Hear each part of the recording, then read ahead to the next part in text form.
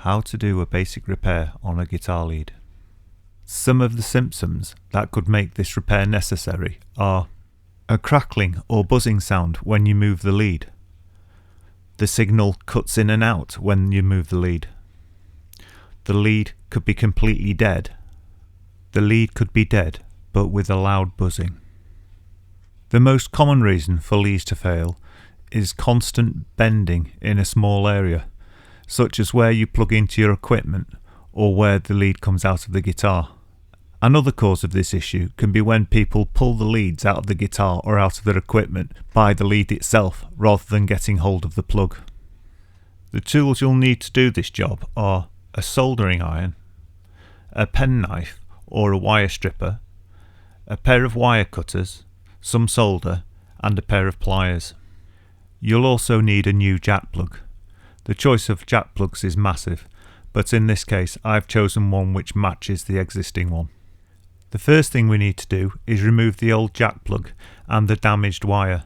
So we need to cut the wire at about 3 to 5 inches away from the plug, depending on how much wire you've got to play with.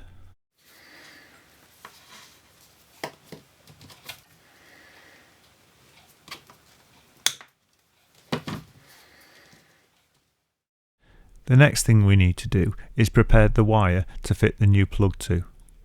So we need to strip it back to expose the inner core wire, the inner insulation, the screening layer and the outer insulation. The first job in preparing the wire will be to remove about 2 inches of the outer insulation. This is actually more than we need to remove, but I'm leaving some extra to play with and it's easier to show on the video this way. You can actually buy a special tool for stripping the wire, but I'm going to use a penknife. So the first job will be to cut along the wire, pushing just hard enough to cut through the outer insulation without cutting through the screening on the inside. Once we've done that, we want to pull out the inner core and separate it from the outer insulation.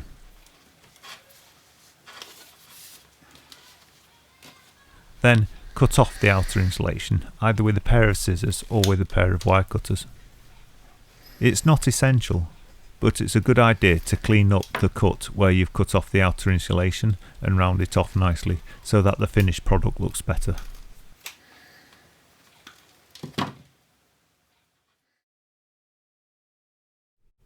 Before we get too far, it's a good idea to put the outer case of the jack plug over the wire and the insulative strip that goes inside the outer case.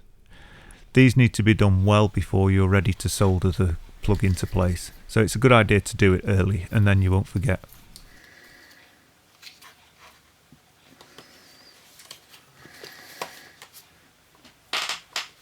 Next we want to cut back the screening so we leave about 1 inch of screening left.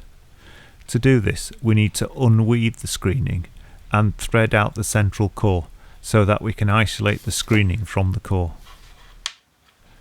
We just want to unthread enough screening to make a hole to allow the central core to thread out. This can be a bit of a tricky process and take a while, but once we've done this we can isolate the central core from the screening.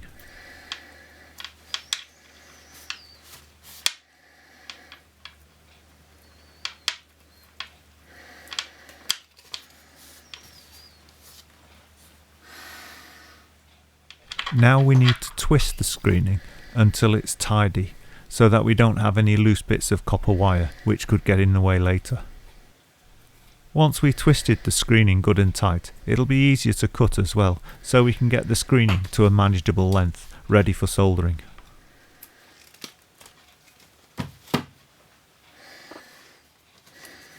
Once the screening's ready, we'll prepare it for soldering.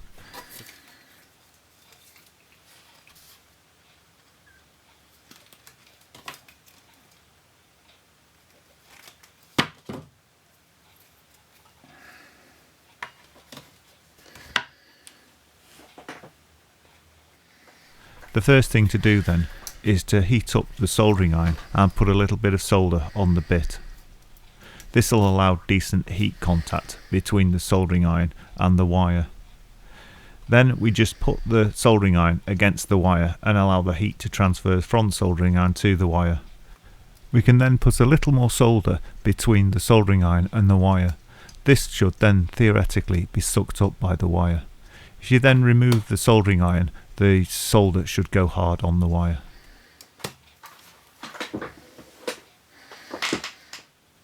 We can now place the wire in the correct position on the plug, ready for soldering.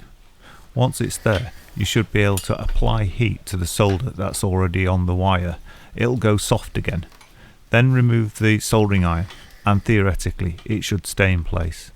Sometimes it might be necessary to add a little more solder if there's not enough to get a good purchase on the plug.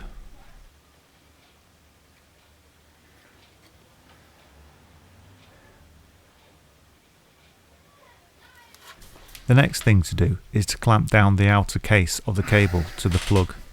This is to help prevent the solder breaking away again if people pull on the wire. And it will also help hold the cable in place whilst you solder up the final connection. Once the cable is clamped in place, you get a better idea of how it's finally going to sit when the plug is put together. So you can cut the central core to the correct length. Remember to leave a little over because you've got to strip off the insulation to reveal the copper wire ready for soldering.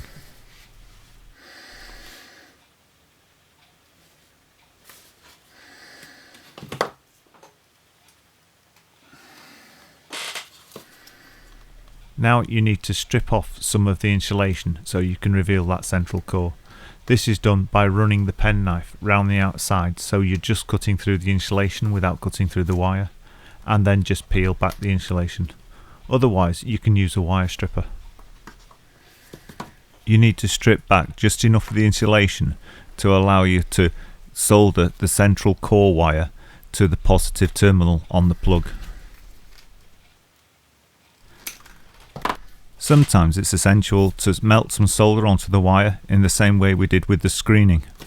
However, on this particular plug there's a hole, so I can actually thread the wire through before applying any solder, so this is what I'll do. In my mind, this is actually the easiest and best way to do it, because you can actually position the wire correctly before you have to apply any solder.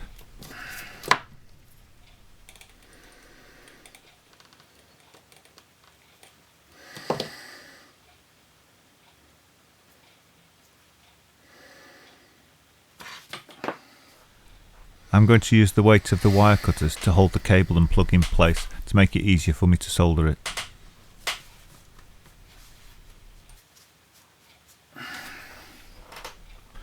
When soldering this, as we did earlier, we need to apply a little fresh solder to the soldering iron.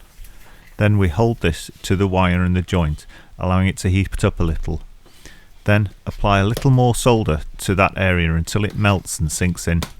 Then just pull the soldering iron and the solder away, and it should harden and make a good joint. When finishing up and tidying up, it's important to check that there are no loose bits of wire and no even single hair strands of copper wire going between the joints. It just takes one hair strand of copper wire out of place to completely ruin the job and cause it not to work. Even though it isn't really necessary, I always put a little extra insulating tape around the positive terminal and the joint and the screening, just to make sure that there's absolutely no chance of the wire shorting out.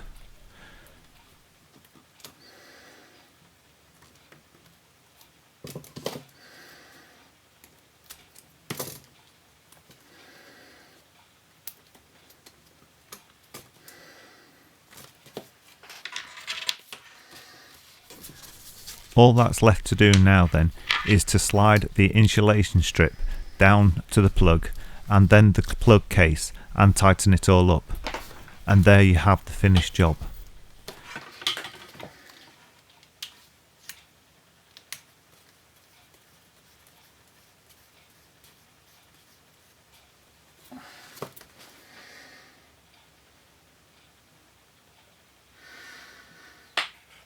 However, because this is the lead I use when I'm teaching, so it gets plugged in and out a lot, and it's constantly being bent, I'm going to wrap a little insulation tape close to the plug and around the cable. This makes it bends close to the plug less likely, and it makes the lead last a lot longer.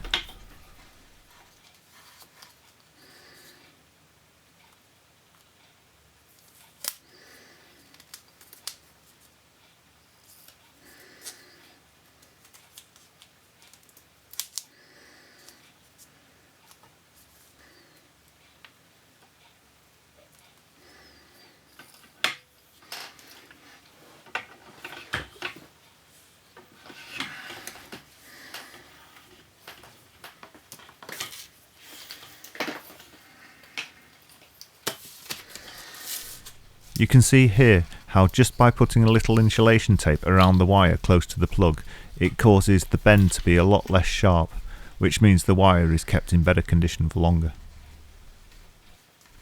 So there you have it. Hopefully this tutorial will save you a lot of money in the long run.